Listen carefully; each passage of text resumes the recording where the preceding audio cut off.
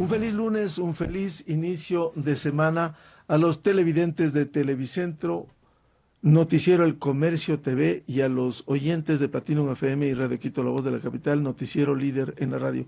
Por cierto, estamos en días complejos y difíciles debido, por un lado, a las reacciones frente a las medidas económicas de la semana anterior del gobierno y por otro, este vandelismo condenable que no puede continuar en el país, utilizando a sectores respetables como los indígenas y con comunicados públicos de un sector que indudablemente por sus palabras se ha identificado por la desestabilización en el Ecuador, como es el correísmo, hay que decirlo con claridad.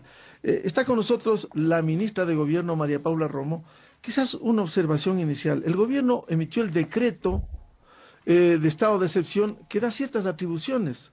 No hay libertades, esa es la realidad de un estado de excepción, de asociación, de reuniones, no se puede transitar de la manera que se está haciendo en el país, incluso bloqueando carreteras, cuando el gobierno, que se ha mostrado respetuoso de las instituciones, de los derechos humanos, en esta ocasión daría la impresión de que en las carreteras del país le están ganando la partida a estos sectores. Buen día.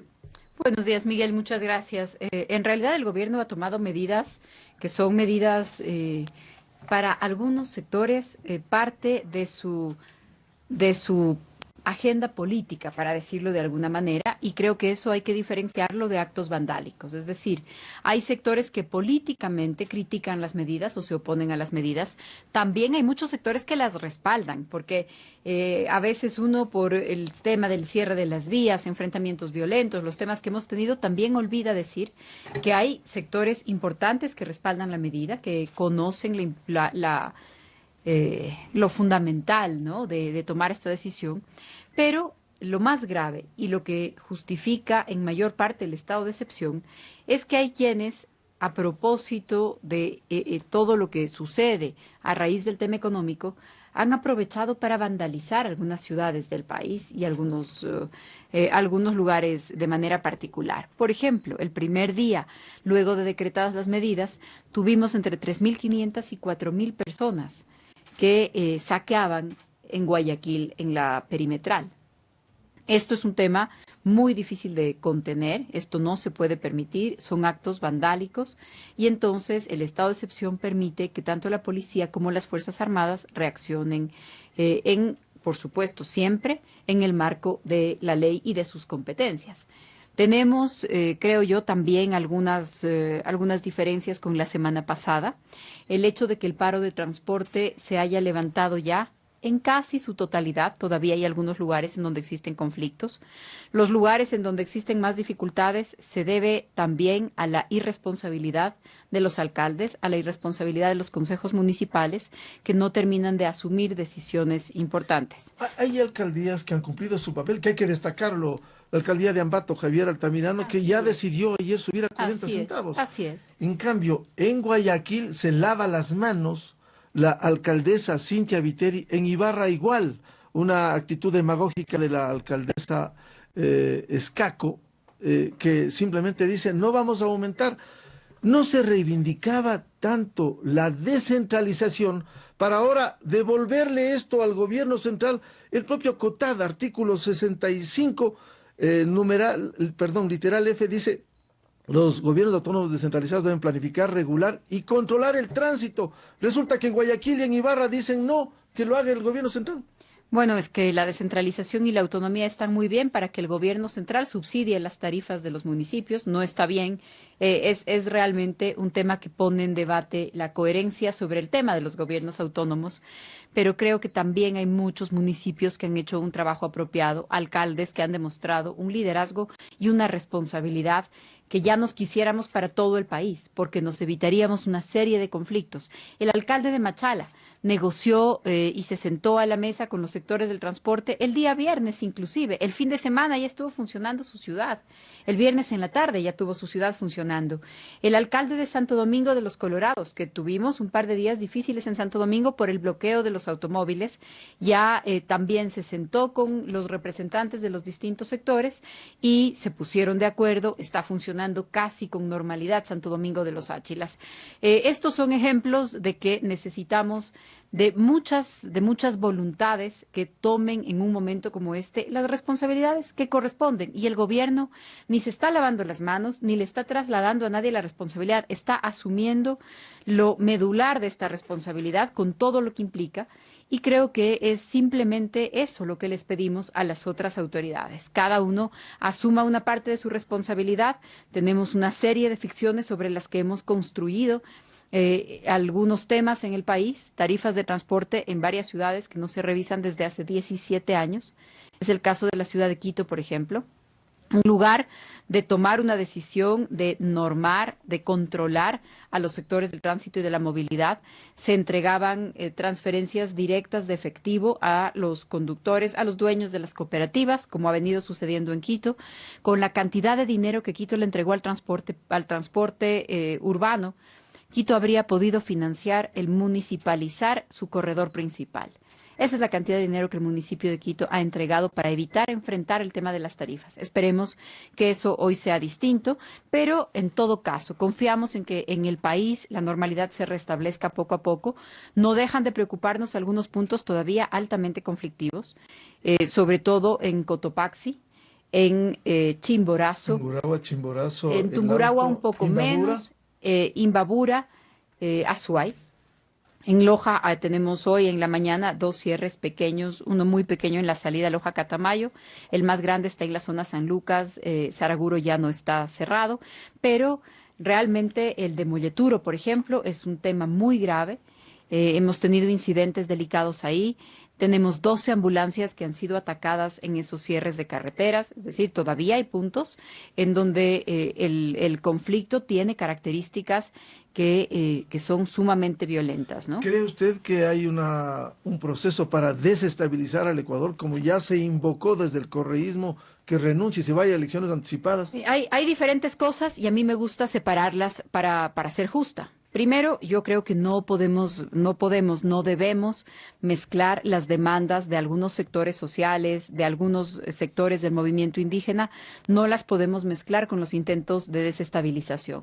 Yo creo que en la desestabilización, en el golpismo, están los correístas. Está Correa asusando a través de Twitter, incluso Nicolás Maduro se atrevió a comentar en redes sociales la situación del Ecuador, lo que ya es insólito, pero eso me parece que hay que separarlo de las dirigencias, de los sectores sociales en el país, con quienes siempre mantenemos una puerta abierta al diálogo y un llamado permanente a evitar la violencia. La paralización y la violencia le hacen daño a la misma gente para la que trabajamos. Nosotros en el gobierno también trabajamos para reactivar el agro, también trabajamos para atender a los sectores indígenas, también trabajamos para que más personas tengan empleo, así que yo espero que realmente podamos profundizar sobre esas coincidencias. ¿Cuándo se sientan con la dirigencia indígena para que entiendan la problemática? Bueno, hay varias dirigencias, ¿no es cierto? El movimiento indígena no es uno solo, hay diferentes sectores de ese movimiento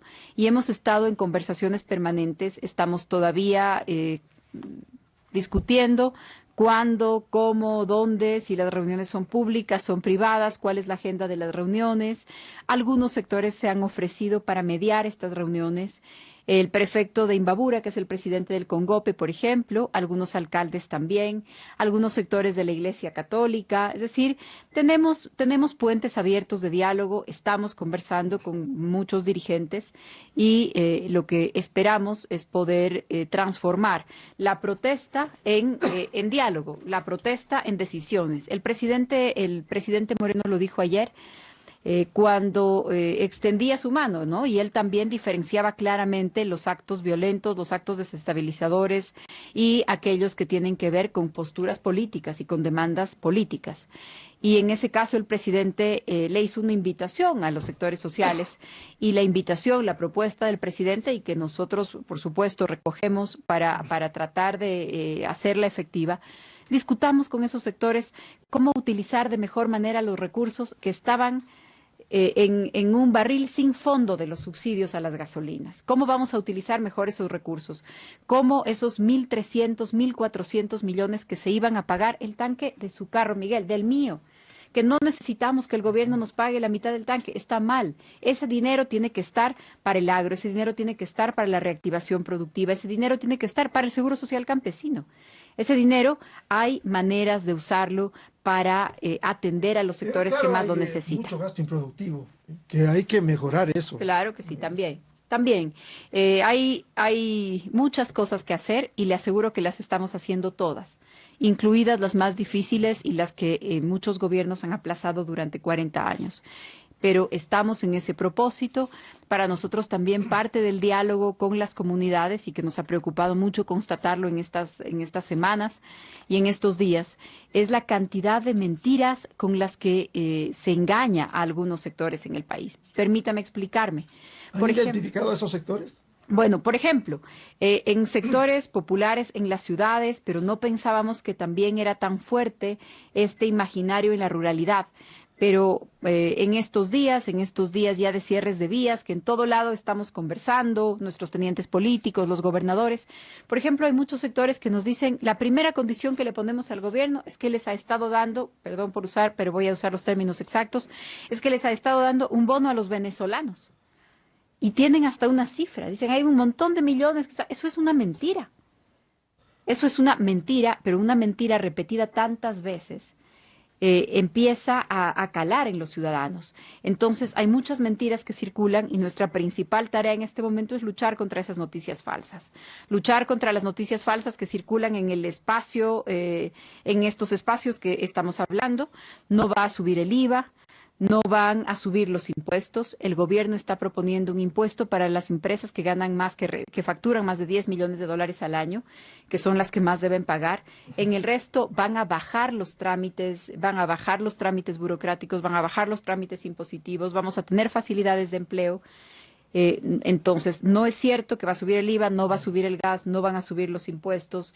Es clave en este momento una comunicación que nos permita diluir estas mentiras. Y en el caso de otros sectores, las mentiras de las redes sociales, Miguel. Es increíble cómo las redes sociales, y todos nos habremos visto inundados en nuestros teléfonos a través de WhatsApp o de redes, de una cantidad de noticias falsas este fin de semana que tenían a muchos sectores y algunas ciudades del país un poco en vilo, ¿no? Claro, con muchas mentiras, y muchos eran engaños falsas. que se evidencian, Así ¿no? es. Que pudiera presumirse de dónde viene. Ahora, ministra, la inquietud del ciudadano común que dice voy a trabajar, quiero normalizar mis actividades. ¿Por qué no se aplica a plenitud el decreto de estado de excepción en donde limita libertades de asociación, de reunión, limita la libertad de transitar? Eso dice. En el gobierno del doctor Rodrigo Borja, 88-92, hubo lo mismo, pero se hicieron requisas. Les quitaron buses, les quitaron taxis, y 20, 30 días a ver si es que continúan con esto. Es decir, ¿por qué no hay mayor firmeza de la fuerza pública, de los militares, de la policía? Porque estamos en un estado de excepción que debemos estar muy claros. Miguel, siempre es un tema sensible el tema del uso de la fuerza, el momento, el lugar, la intensidad del uso de esa fuerza. Así como usted sugiere más fuerza, hay sectores que dicen no, hay que aplicar la fuerza, hay que tener una serie de precauciones. Los indígenas van a seguir tomándose las carreteras. Le aseguro que estamos haciendo nuestro trabajo y no siempre vamos a coincidir con todos, ¿no? Algunos nos dicen no más fuerza y otros dicen más fuerza. Pero el decreto, el estado de excepción está vigente y tanto... Y les da esas atribuciones. Así es. Y tanto Fuerzas Armadas como Policía las están ejerciendo. Y consecuentemente, ¿qué espera usted de las próximas horas a fin de evitar? Porque muchos hablan ya de que se ponga fin a este gobierno. No, no creo que hay muchos que hablan de que se ponga fin a este gobierno. Solamente el correísmo habla de que se ponga fin a este gobierno. Eso sí le puedo asegurar. No hemos identificado nosotros en ningún otro sector político y en ningún otro sector social que su pretensión sea la salida del gobierno. Hay demandas que están relacionadas con el tema de los subsidios. También hay sectores que a propósito del tema de los subsidios le recuerdan al gobierno otro tipo de demandas. Hemos tenido un fin de semana duro en Alausí, por ejemplo, y la comunidad plantea el tema de la gasolina porque ha llegado a sus oídos que su pasaje para movilizarse se va a duplicar. Es parte de lo que hemos estado trabajando este fin de semana, control de precios, especulación, abusos que se cometen desde algunos sectores. Pero, por ejemplo, al dialogar con toda la comunidad en Alausí, hay un tema que para ellos es un gran pendiente, que es mejorar la infraestructura de salud que tienen. Su infraestructura de salud tiene 80 años, me parece. Ha tenido mantenimientos y demás, pero tiene la expectativa de tener un nuevo hospital.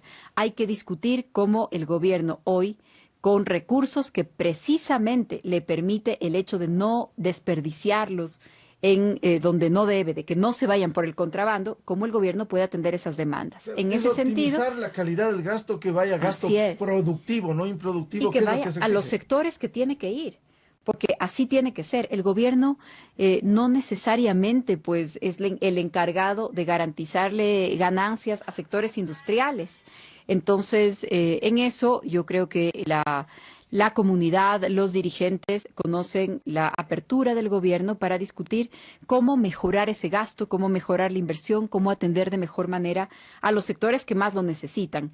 Y en ese sentido, pues lo que yo espero, la expectativa que tenemos en el gobierno en las próximas horas, es que esos canales de diálogo se hagan efectivos, que los sectores que están en contra de la medida muestren su descontento, eso es parte de su derecho, pero sin impedir la circulación, sin impedir el trabajo de los otros, y en los sectores en donde esto se pretende impedir, usted ve a la fuerza pública actuando. ¿Cuántos presos hay hasta esta mañana?